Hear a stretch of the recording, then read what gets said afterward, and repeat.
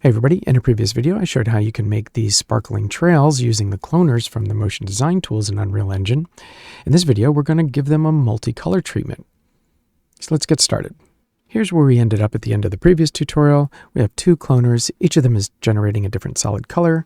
That solid color is defined by a material designer material. In order to make these trails have multiple colors, we're going to need a few new assets. A color curve, a color atlas to store it, and then a custom material to apply that color curve to our clones. So let's start with the color curve. To create that, I'll right-click in the content browser, type in the word curve, and select curve.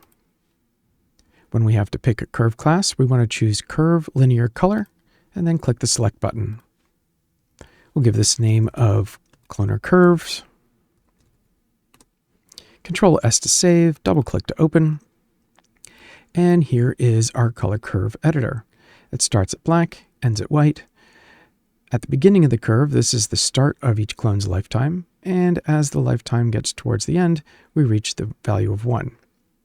Let's start with a really simple curve. I'll double-click on black, and let's set this to a bright white, so solid white, and a value of 50.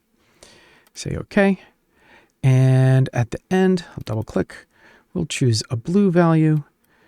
I'll give this a value of 30 and say OK. Let's put something in between.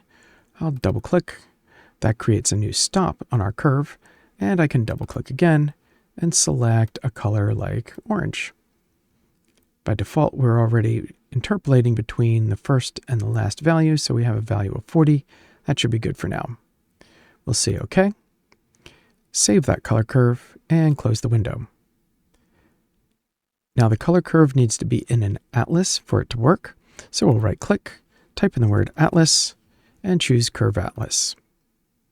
We'll call this cloner atlas, enter, Control S to save, double click to open, and we can keep the default values for now, but we're going to need to put our color curve here into the gradient curves. It has 0 elements right now, so I'll click the plus button to add an element, and we'll take our cloner curve and drop that into that socket.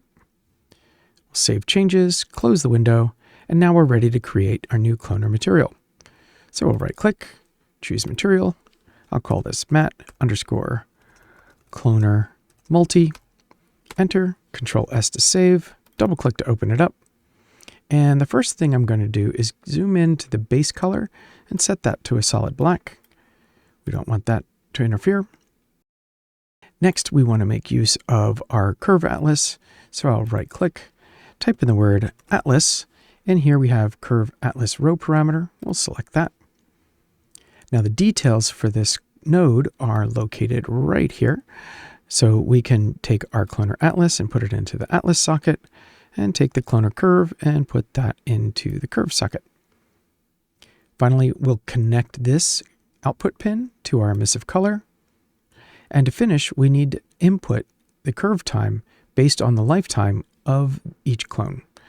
So we'll move over a little bit with the right mouse button, right click, type in the word clone, and we're going to use our cloner effector parameters. Here, all we need is our normalized age. This will start at 0 at the beginning of each cloner's life and work its way to 1 as the lifetime plays out. So we'll take the normalized age pin, connect that to curve time, and click on save. Now we just need to apply this material to our clones. So I'll select both spheres, Control select sphere 2. We'll change from material type of material designer to asset, and then we'll drag our material into the material socket. All right, so we're getting a really shiny golden glow here, but we're not quite getting our blue. So let's double click on our cloner curve to open that up again. And let's move our curve stops a little bit closer to the beginning of the lifetime. So I'll bring the gold up a little bit further, and then we should be able to bring the blue up as well. And now we're getting that blue color. And so you can see this is fully interactive. So I could double click to add another stop, double click again to edit. Maybe we'll make this green and say OK. And maybe after the blue, we want some violet. So double click again, double click to open, and we'll choose violet. This violet isn't showing up, So we'll bring each of these stops a little closer to the beginning of the lifetime, so all of them have an opportunity to be visible over the life of the clones. And there you go. That creates a multicolor cloner trail. I hope this helps. Until next time, have fun.